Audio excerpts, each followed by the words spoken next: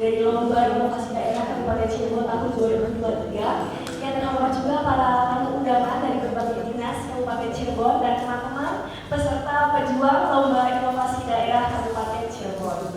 Oke, langsung saja untuk mempersingkat waktunya, saya akan mempresentasikan inovasi saya yang sudah dibuat berjudul Gerakan Posyandu Bintang 5 Kabupaten Cirebon, Cegah Lonjakan Angka Stunting di Kabupaten Cirebon. Oke, next one. Oke, inovasi ini dilatar belakangi karena kemirisan saya sendiri atas angka lonjakan stunting di Kabupaten Cirebon ini yang cukup tinggi. Tadi di pembukaan oleh Pak Agung sudah disebutkan bahwa di Kabupaten Cirebon sendiri angka kemiskinan itu sangat tinggi. Dan angka kemiskinan itu berhubungan dengan angka stunting. Nah, stunting sendiri, kenapa saya memilih tema stunting? Ini sangat krusial sekali.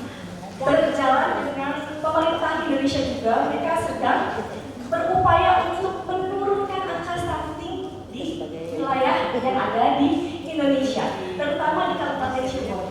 Berdasarkan preferensi dan survei status gizi pada tahun 2023, Kabupaten Cirebon itu ternyata masih ada di 14.014 anak yang terkena stunting.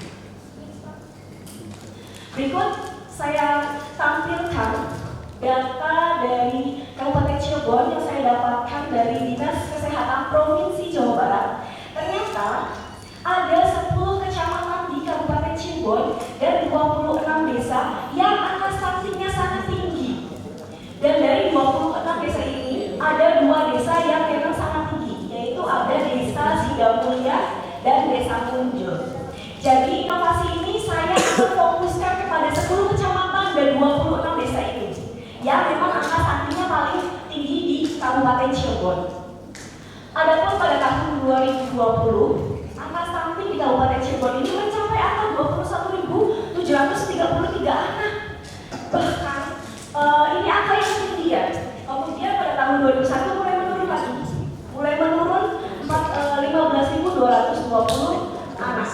Kemudian tahun 2022 mulai naik lagi, mulai naik 1%, yaitu di angka 15.299 anak yang terkena stunting di Kabupaten Cirebon. Nah, pada tahun 2023 menurun 1%, di angka 14.014 anak yang terkena stunting. Sehingga apa? Sehingga dari tahun 2020 sampai 2023 angkanya itu naik turun. Ya enggak? Angkanya masih naik turun. Nah, sehingga menurut saya masalah stunting ini harus sangat diperhatikan sekali oleh Dinas Kesehatan Kabupaten Cirebon. Nah, siapa saja stakeholder yang kira-kira ingin berperan penting dalam inovasi ini? Yang pertama tentunya ada Dinas Kesehatan Kabupaten Cirebon, dan yang kedua ada TPPS atau Tim Percepatan Penurunan Stunting Kabupaten Cirebon. Dan yang ketiga, stakeholder yang selanjutnya ini ada DPPKB P3A. Tentunya ada Pemdes juga. Selanjutnya ada TPPKK, yaitu Tim Penggerak Pemberdayaan dan Kesejahteraan Masyarakat di Kabupaten Cirebon. Kemudian ada ahli, dokter anak dan psikolog. Loh, kenapa ahli psikolog? Tentu sangat penting. Yang namanya stunting bukan hanya dilihat dari asupan gizi yang diperoleh oleh anak, tetapi dari pola asuh orang tua. Betul? Pola asuh orang tua. Kemudian juga bagaimana cara orang tua itu memberikan makan kepada anak, itu sangat penting. Ini yang jadi pusat perhatian. Kemudian di sini saya memiliki fakta-fakta tentang penekanan angka stunting. Ini yang sangat penting ibu-ibu, bapak-bapak. Ternyata setelah saya telusuri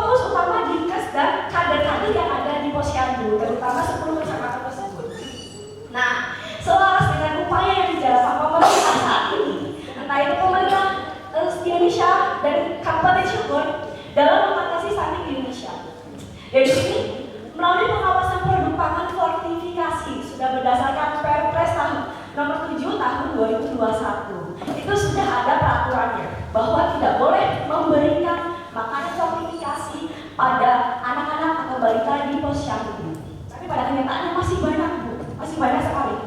Kemudian salah satu penanganan stunting dilakukan melalui makanan sehat berbahan pangan alami. Itu yang lebih baik. Contohnya seperti apa?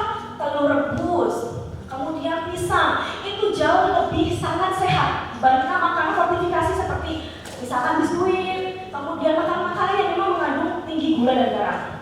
Next, Pak. Oke. Nah, kenapa namanya bintang 5? Posyandu bintang 5? Karena di dalamnya memiliki 5 program. Apa saja programnya? Yang pertama ada Kacating. Nah, Kacating ini adalah cadar catat status gizi dan stunting. Jadi setiap posyandu ini memiliki data-data tentang status gizi. Dan data ini nanti akan dikirim ke Dinas Kesehatan Kabupaten Cirebon. Kemarin, Dinas Kesehatan Kabupaten Cirebon telah meluncurkan aplikasi Zibanting namanya. Catat gizi stunting di Kabupaten Cirebon beberapa bulan yang lalu. Nah, saya berpikir, ketika saya membuat inovasi ini dan para kader-kader posyandu itu mencatat semua data-data secara detail dan secara real, ini akan membantu kinerja dari Dinkes Kabupaten Cirebon, akan memudahkan untuk menurunkan angka stunting dan tepat sasaran. Betul, Ibu-ibu? Betul. Kemudian lanjut, ada program Garpu Sarika. Apa itu? Gerakan Posyandu Sadar Imunisasi Luka. Ketika kita melihat posyandu itu hanya sebatas imunisasi saja. Imunisasi, kemudian datang pulang sudah, diberi PMP sudah. Tetapi dalam posyandu bintang 5 ini juga ada screening edukasi ibu hamil. Program yang ketiga ada CMIL atau screening edukasi ibu hamil. Kenapa di sini ada ibu hamil? Kan posyandu biasanya anak-anak, balita. Nah, karena menurut saya bahwa stunting itu bisa kita cegah dari ketika dalam kandungan dari janin. Oleh karena itu, ibu hamilnya harus kita perhatikan.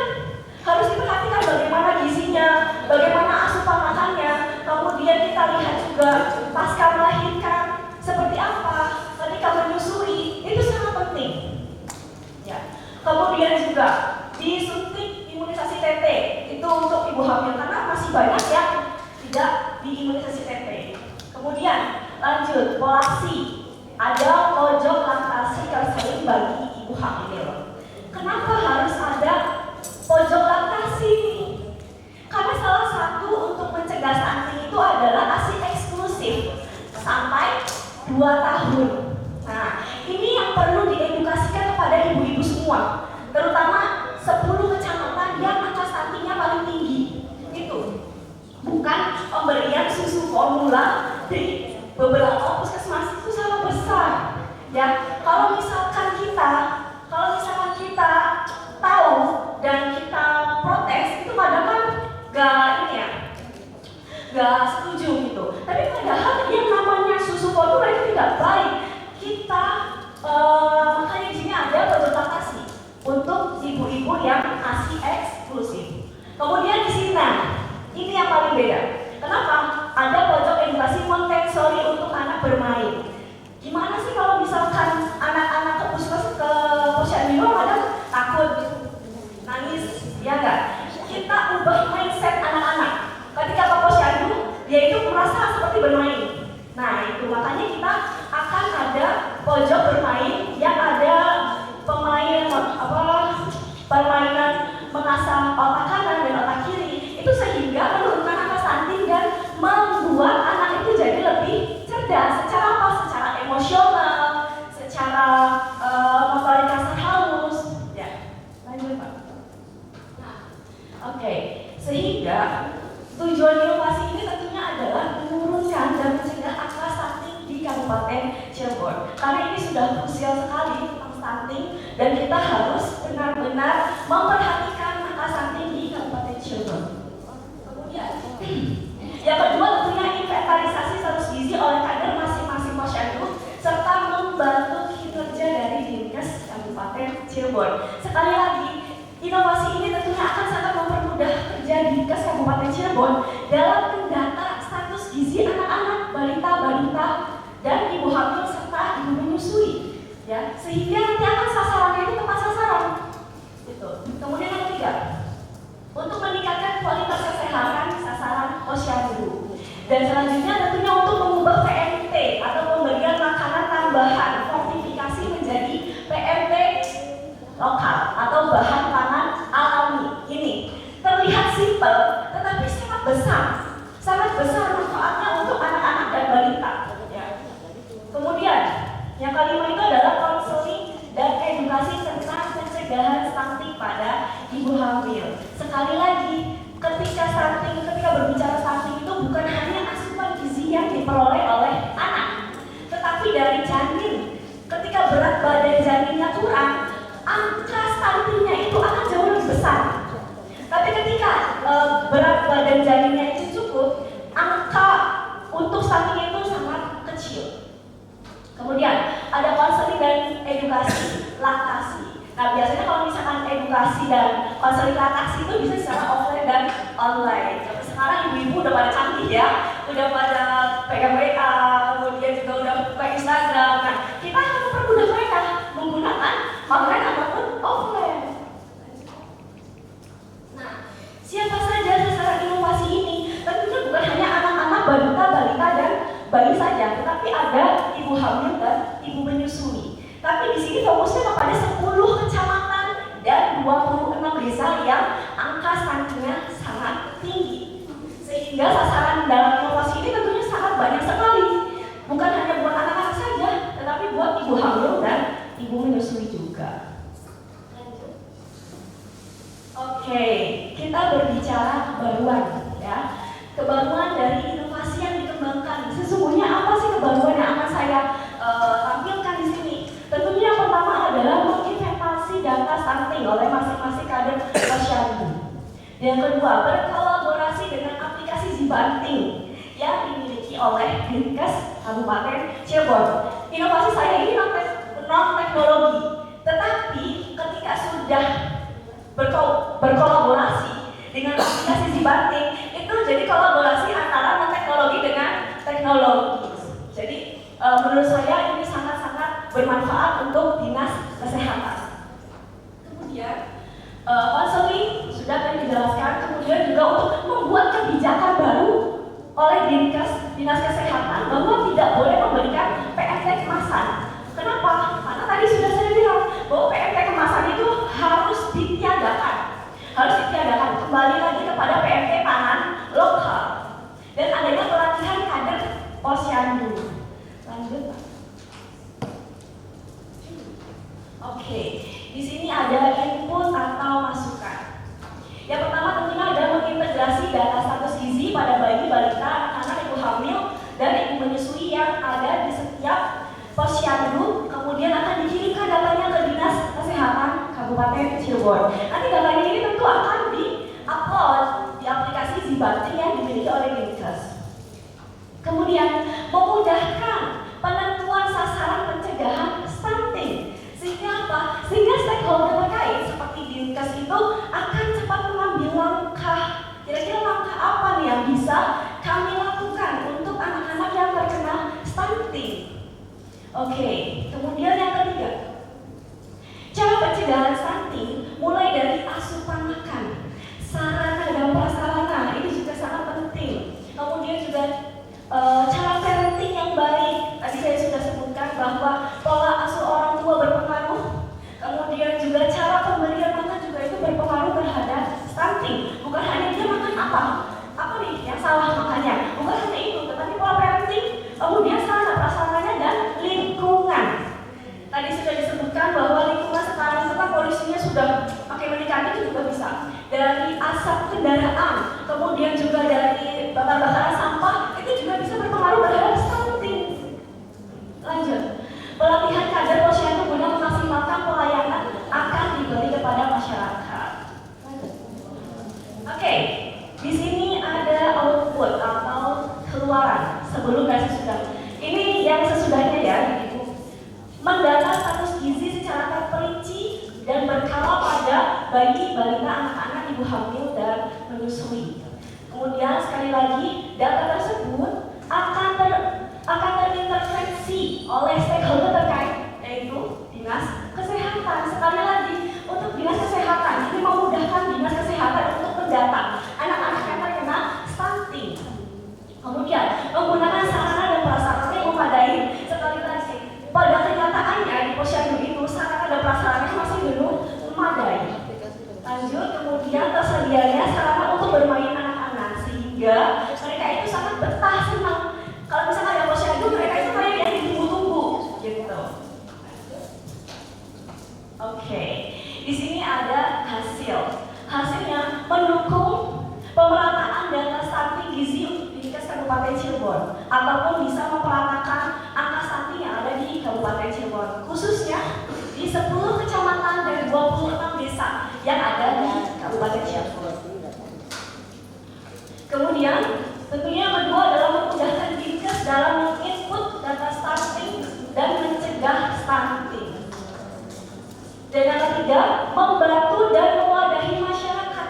Nih, kita bukan berbicara teori, tetapi teori beserta implementasinya, gitu. Jadi dalam inovasi ini kita tidak berbicara teori saja, tetapi implementasinya. Bagaimana cara membantu dan mewadahi masyarakat ketika anaknya itu terkena stunting? Kira-kira gimana nih? Pengobatannya seperti apa? Nanti ada kader-kader yang khusus untuk membantu masyarakat ataupun ibu yang anaknya terkena stunting. Jadi kita bukan berbicara teori saja, tapi implementasinya untuk membantu masyarakat. Kemudian yang terakhir adalah membantu mensukseskan visi misi dari Dinkes atau Dinas Kesehatan Kabupaten Cirebon dalam menekan angka pertumbuhan stunting. Oke, potensi apa yang kira-kira bisa berkelanjutan nih untuk inovasi ini?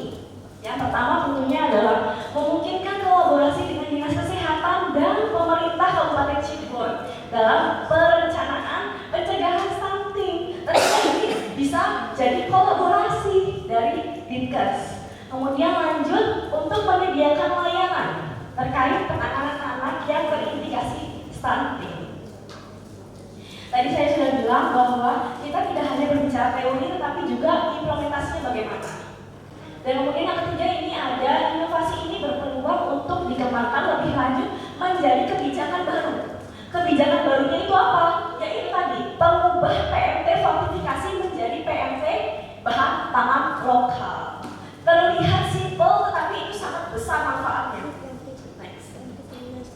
Nah, ini ibu-ibu, bapak-bapak, foto kegiatan contoh dari sarana prasarana yang memang belum memadai. Di sini terlihat masih menggunakan timbangan yang manual. Sesungguhnya kalau timbangan yang manual ini bukan untuk posyandu, standarnya bukan seperti ini. Kemudian di sini ada PMT yang menggunakan kemasan atau fortifikasi. Itu sangat-sangat merugikan anak-anak. Ya. Karena apa? Karena tinggi gula dan garam akan jadi sugar rush. Anak itu akan lebih aktif, bukan gemuknya gemuk sehat, tapi nanti akan gemuk obesitas, itu tidak baik. Dan di sini juga ada pemberian susu formula. Sebenarnya itu tidak baik, tidak boleh dilakukan oleh siapa? Tidak boleh dilakukan oleh orang yang bekerja di Dinas Kesehatan, kemudian mungkin dokter atau apa. Mereka tidak boleh mempromosikan produk-produk seperti itu. Bagaimana Kabupaten Cirebon bebas stunting jika PMT-nya itu masih menggunakan makanan fortifikasi? Lanjut Pak.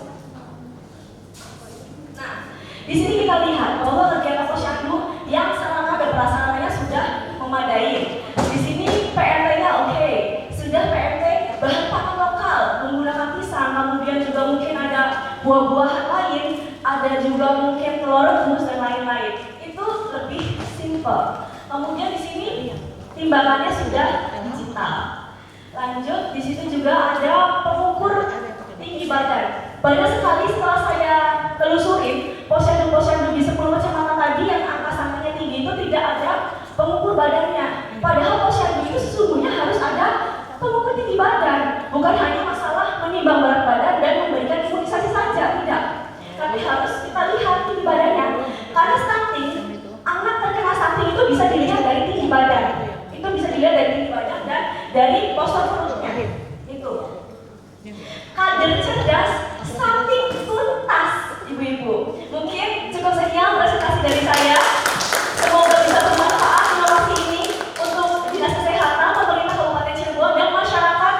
Kabupaten Cirebon. Wassalamualaikum warahmatullahi wabarakatuh.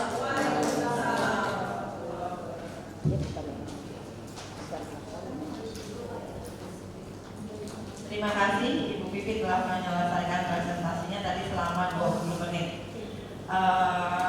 Tadi ada yang bertanya itu 30 menit maksimal.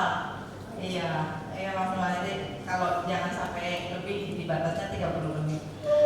Sekarang kita berikan kesempatan kepada juri, kepada perangkat daerah yang hadir dan peserta yang lainnya boleh bertanya untuk apa yang tadi sudah disampaikan oleh Mbak kali ya, Mbak ya jangan Ibu ya, Mbak Vivi Novianti ini. Maka dipersilakan kepada tim juri dulu. Siapa tak? Enggak, dia berdiri semua bersama siapa. Cobain di mana dia? Kita sudah di 10 kecamatan yang Ya, terima kasih Ibu Vivi, terima kasih Ibu Kadin. Perkenalkan saya Nur Hamidah. Di sini saya juga ibu rumah tangga dan seorang ibu juga. Kadang-kadang kan pikirnya kayak gini, terus lah ada tetep bukan cilik, aku gemelar dia kan gitu kan ya. Seringkali ibu-ibu kita yang tidak paham mengenai kajian itu. Bocah kandang terus dulu dari tentara, gitu kan. Kadang-kadang ada problematika seperti itu. Namun dari presentasi yang dari Ibu sampaikan, peran dari stakeholder seperti gizi itu belum ditampilkan seperti itu. Psikolognya belum ditampilkan. Harapannya bisa seperti itu. Nah, tambahan satu lagi adalah pemasarannya apa yang sudah dilakukan oleh dinas terkait, dinas kesehatan. Apakah itu sudah dilakukan? Jangan-jangan tumpang tindih nih. Justru yang hadir dari apakah dari dinas kesehatan? Nah, harus puskesmas gitu kan, kita coba konfirmasi. Di latar belakang harapannya saya pengen mendapatkan lagi pembuatan apa sih itu stunting, gitu kan ya. Apa itu stunting belum ditampilkan. Keganasan dari stunting itu apa juga belum ditampilkan di latar belakang. Dan juga data real yang ada di Kabupaten Cirebon seperti apa, terutama dari peran dari dinas kesehatan dan posyandu yang real time saat ini seperti apa, sehingga komparasinya lebih baik antara yang sudah dilakukan dan tawaran inovasi yang dilakukan oleh Mbak Vivi ini akan lebih indah saya baca seperti itu. Itu aja yang dari saya. Mungkin saya tambahkan ya Bu, untuk pengertian dari stunting sendiri itu adalah kekurangan gizi akut yang diperoleh oleh anak, balita, dan bayi. Jadi dilihat dari tinggi badan anaknya. Ketika mereka itu kekurangan gizi, mereka akan cenderung lebih pendek dibandingkan anak-anak yang seumurnya, seusianya. Dan bisa dilihat juga dari bentuk perutnya yang buncit, bukan terlihat gemuk, tetapi perutnya buncit. Padahal badannya kecil, itu bisa terindikasi stunting. Kemudian mungkin dari data akhirnya, saya hanya mendapatkan data yang dari tahun 2020 sampai 2023 dari data resmi Provinsi Jawa Barat, Dinas Kesehatan Provinsi Jawa Barat. Dan ini sudah real. Dan saya cari juga, ternyata ada 10 kecamatan dan 26 desa di Kabupaten Cirebon yang angka stuntingnya paling tinggi. Jadi kita fokus kepada 10 kecamatan ini dan 26 desa tersebut. Dan 10 kecamatan itu apa aja? Di sini ada Kecamatan Walen, Kecamatan Ciledug, Kecamatan Meru, Kecamatan Meru itu tempat tinggal saya. Kemudian makanya saya sangat kaget ya, ternyata di Kecamatan Meru masih sangat tinggi angka stuntingnya. Kemudian di sini ada Pakitan, Kecamatan Mundu, Kecamatan Kalibedi, ada Kecamatan Jablang juga, Kecamatan Astana Japura, Kecamatan Talun, dan Kecamatan Gegesik. Jadi 10 kecamatan itu angka stuntingnya paling tinggi. Dan mungkin memang dinas kesehatan itu kemarin untuk mencegah lonjakan angka stunting mereka meluncing aplikasi Zibanting tersebut. Nah, baru berapa bulan kalau nggak salah itu baru 3 bulan ya. Dan saya berkeinginan untuk bagaimana caranya ketika dinas kesehatan itu sudah membuat aplikasi, kita bisa membantu kinerja dari dinas kesehatan. Melalui apa? Melalui data-data yang ada di posyandu 10 kecamatan ini. Jadi nanti 10 kecamatan ini, 26 desa ini akan mendata status gizi anak-anak, kemudian juga ibu hamilnya, ibu menyusuinya. Jadi secara lengkap, bukan hanya anak-anak dan balita saja, tetapi mulai dari ibu hamil juga. Kenapa? Karena ibu hamil ketika berat badan janinnya itu kurang, saya sudah baca di jurnal bahwa kemungkinan besar stuntingnya itu sangat tinggi. Seperti itu. Jadi ibu hamil juga menjadi perhatian dari posyandu bintang 5 ini. Mungkin itu ibu dulu. Namanya punya pakai kaki juga enggak. Jadi tadi tim juri di proposal yang berarti kalau ditambahkan tadi ya Bu ya, dan itu kan akan lebih enak gitu ya. Jadi nanti data-data, kemudian tadi apa yang tentang penyebab itu apa sih, definisi dari stunting itu nanti ditambahkan di proposalnya biar bisa lebih jelas gitu ya. Gitu ya Bu dulu ya? Iya. Dari yang lain barangkali ya Pak, mangga dari peserta ya? Mangga. Boleh. Alhamdulillah kemarin itu khususnya di Kecamatan Talun, salah satunya desa saya tinggal Desa Warsagala. Oh ya, perkenalkan nama saya dari Desa Warsagala, Kecamatan Talun. Tadi kan Dewan Juri menanyakan peran dinas kesehatan itu seperti apa untuk mencegah angka lonjakan stunting. Alhamdulillah di Kecamatan Talun khususnya Desa Warsagala itu Puskesmas dan dinas kesehatan itu sudah memberikan bantuan peralatan yang tadi disampaikan bahwasannya yang tadi timbangan itu masih menggunakan timbangan manual, sekarang sudah berbasis timbangan digital, dan itu sinkronisasinya dengan aplikasi yang tadi disebutkan. Dan kemudian juga Puskesmas Talun sendiri bekerja sama dengan posyandu dan beberapa para pelaku usaha yang ada di tempat sekitar itu, mereka membuat aplikasi yang kalau nggak salah itu tuh bubur yang terbuat dari ikan lele. Jadi itu adalah upaya yang diberikan dinas kesehatan untuk mencegah lonjakan stunting di Desa Warsagala, Kecamatan Talun. Terima kasih. Ya, betul sekali Mas. Kita memang Pemda Kabupaten Cirebon, khususnya dari dinas kesehatan terus menerus ya untuk menekan angka stunting ini gitu ya. Apalagi sekarang ada yang aplikasi dibanding, kemudian ditambah oleh inovasi yang dari Bu Vivi, mudah-mudahan bisa kita mencapai target di tahun 2024 itu zero stunting ya, zero stunting gitu. Baik, barangkali ada yang lain, kita dikasih waktu 15 menit ya, mangga Bu Kabit.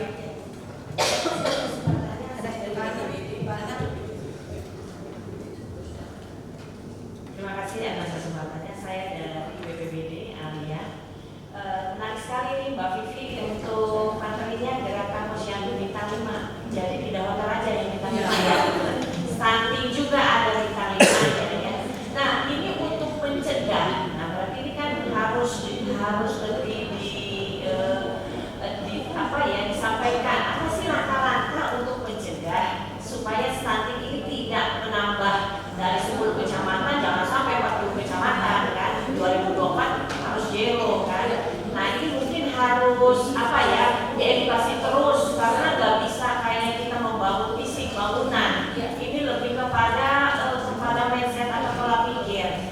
Nah ini juga harus berhubungan dengan calon-calon pengantin, karena yang namanya stunting itu bukan pada waktu dia anak udah keluar ya, tapi juga pada waktu jalin atau sebelumnya. Edukasi para remaja juga harus diberikan edukasi kaitan dengan stunting ini, supaya dari mulai dia remaja juga makanannya harus dijaga.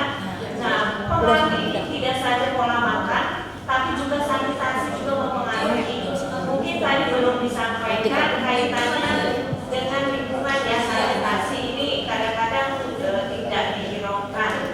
Mungkin lebih konkretnya seperti itu tambahannya. Terima kasih banyak. Iya betul, tadi sudah saya singgung juga, karena stunting ini bukan hanya dilihat dari asupan makan yang dimakan oleh anak-anak saja, tapi dari lingkungan juga, betul Ibu, dari sanitasi, dari asap rokok, asap kendaraan, kemudian asap bakar-bakar sampah. Nah ini sebenarnya jadi perhatian sekali, karena mungkin di lingkungan desa ini masih sangat banyak ya ibu-ibu ya bakar-bakar sampah seperti itu, padahal itu sangat tidak baik sekali untuk pernapasan anak. Itu juga bisa menjadi pemicu stunting. Betul sekali Bu Kabit BPBD. Kita nih di Bapeda tahun ini sedang membuat kajian Bu, kajian tentang remaja, dan kemarin itu hasilnya ternyata Bu Kita dan Bu Nurul itu 30% remaja di Kabupaten Cirebon itu anemia. Iya, padahal sudah ada program dari Dinas Kesehatan untuk minum tablet tambah darah tuh ya bagi anak remaja putri di tingkat SLTP dan SLTA itu nggak diminum Bu, karena dengan berbagai alasan gitu ya. Ada yang diumpetin, ada yang dibuang gitu lah. Padahal itu salah satu tujuan dari untuk menekan stunting kelak di kemudian hari gitu. Baik, terima kasih Bu Alia. Dari peserta yang lain. Saya nambahin sedikit lagi ya, berarti dari Ibu tadi terima kasih masukannya. Mungkin edukasinya itu dimulai dari remaja ya Ibu ya. Sedangkan saya fokusnya di sini adalah edukasi untuk ibu hamil dan ibu menyusuinya. Karena memang mereka sudah prepare banget nih untuk mengasuh anak-anaknya. Gitu. Jadi boleh terima kasih untuk tambahannya untuk remaja saat ini ya Bu ya. Ada lagi pertanyaan enggak? Silakan Bu. Dari mana sebutkan? Ke depan. Ke depan. Kelihatan tidak?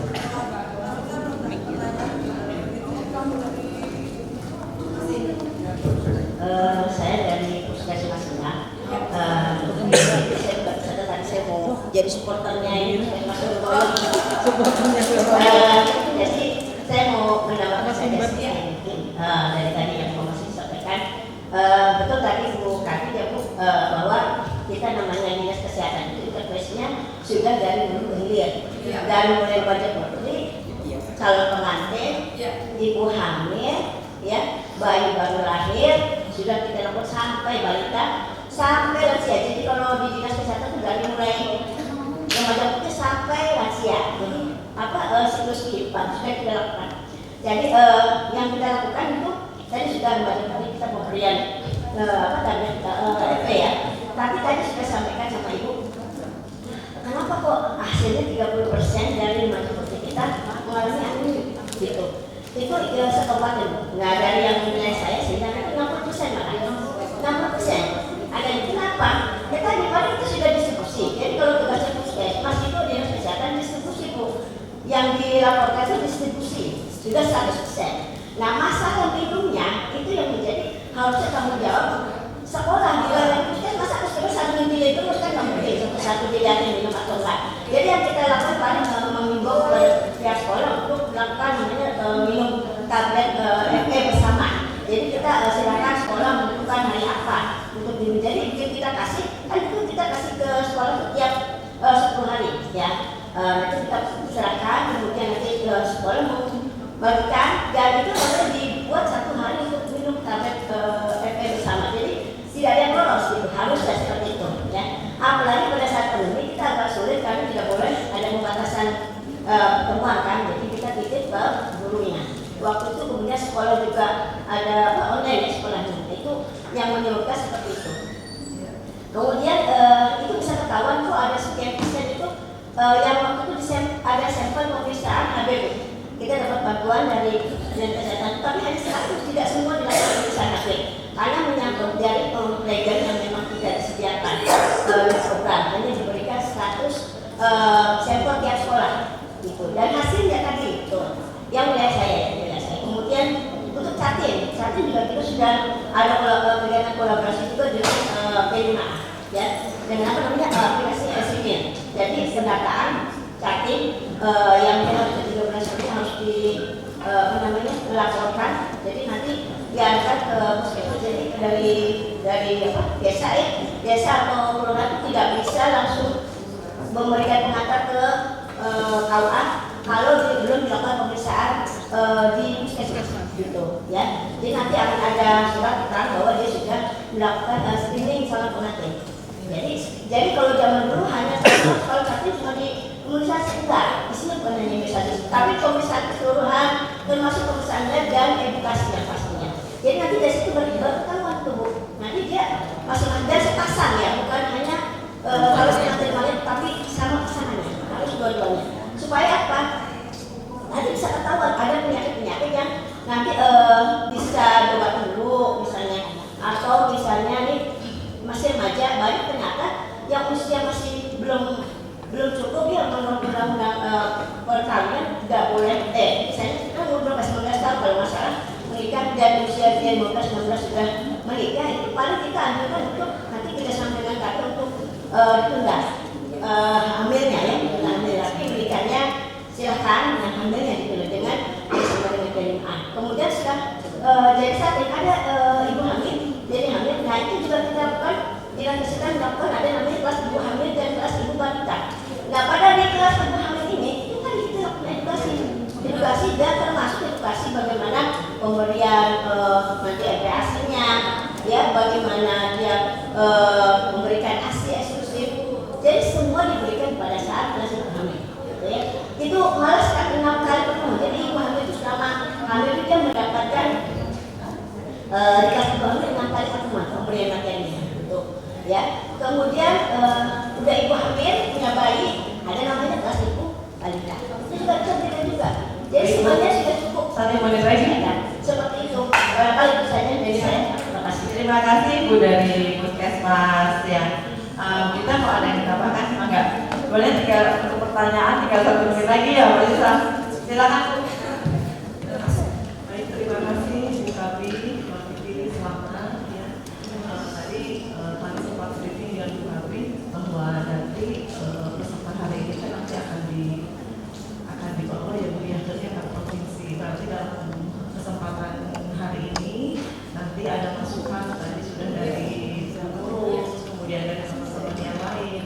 Nah itu saya berharap nanti Bu Vivi bisa menambahkan data-data yang ada yang tadi sudah disampaikan itu ke dalam tulisan Bu Vivi, karena kita akan dipanggil untuk presentasi apabila juri itu sudah memberikan nilai yang memadai dulu untuk proposalnya gitu, untuk proposal inovasinya gitu ya.